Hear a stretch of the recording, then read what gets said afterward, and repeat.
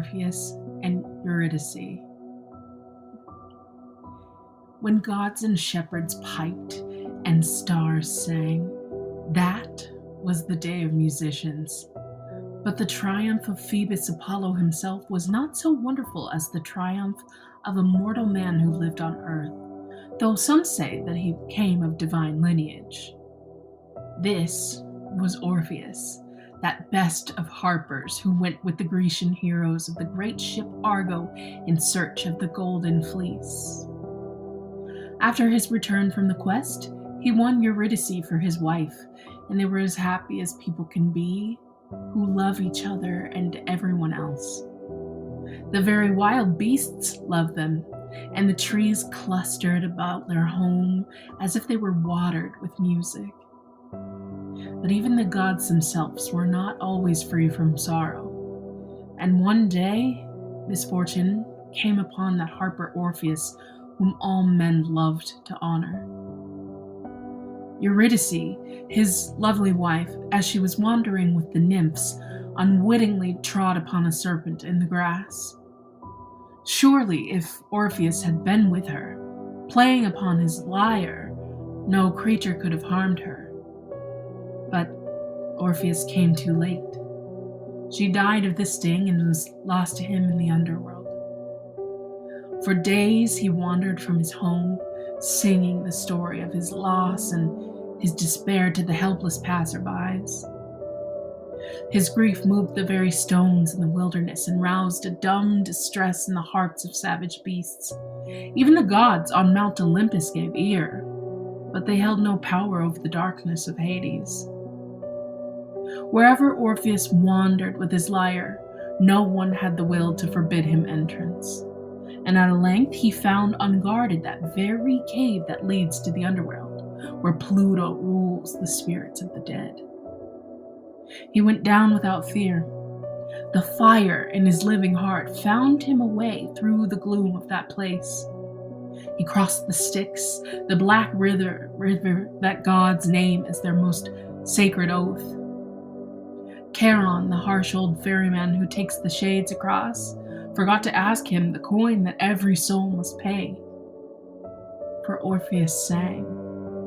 There, in the underworld, the song of Apollo would not have moved the poor ghosts so much. It would have amazed them, like a star far off that no one understands. But here was a human singer, and he sang of things that grow in every human heart, youth and love and death, the sweetness of the earth and the bitterness of losing aught that is dear to us.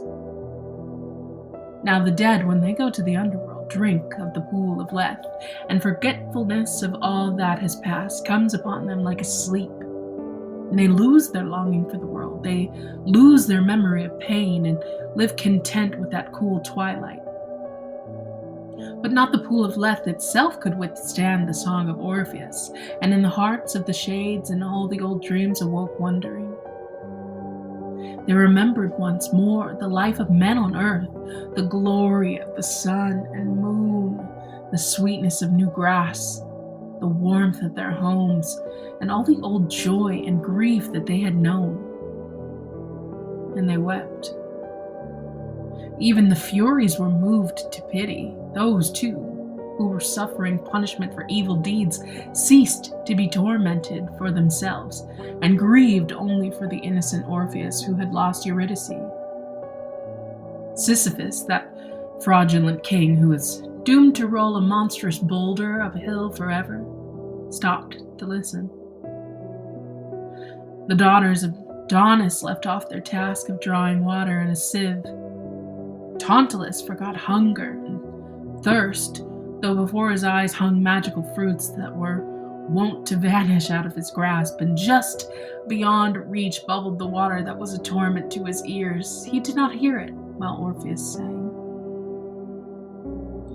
So, among a crowd of eager ghosts, Orpheus came, singing with all his heart before the king and queen of Hades. And the queen, Proserpina, wept as she listened and grew homesick, remembering the fields of Enna and the growing of the wheat and her own beautiful mother Demeter. Then Pluto gave way. They called Eurydice, and she came, like a young guest unused to the darkness of the underworld. She was to return with Orpheus, but on one condition. If he turned to look at her once before they reached the upper air, he must lose her again and go back to the world alone.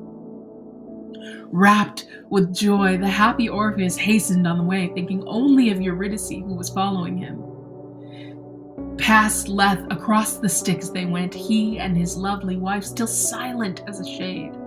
But the place was full of gloom, and silence weighed upon him. He had not seen her for so long. Her footsteps made no sound, and he could hardly believe the miracle, for Pluto seldom relents. When the first gleam of upper daylight broke through the cleft to that dismal world, he forgot all save that he must know if she still followed. He turned to see her face, and the promise was broken. She smiled at him forgivingly, but it was too late. He stretched out his arms to take her, but she faded from them as the bright snow and none may keep melts in our very hands. A murmur of farewell came to his ears. No more, she was gone. He would have followed, but Charon, now on guard, drove him back. 7 days he lingered there between the worlds of life and death, but after the broken promise, Hades would not listen to his song. Back to earth he wandered, though it was sweet to him no longer. He died young, singing to the last, and round about the place where his body rested, nightingales nested in the trees.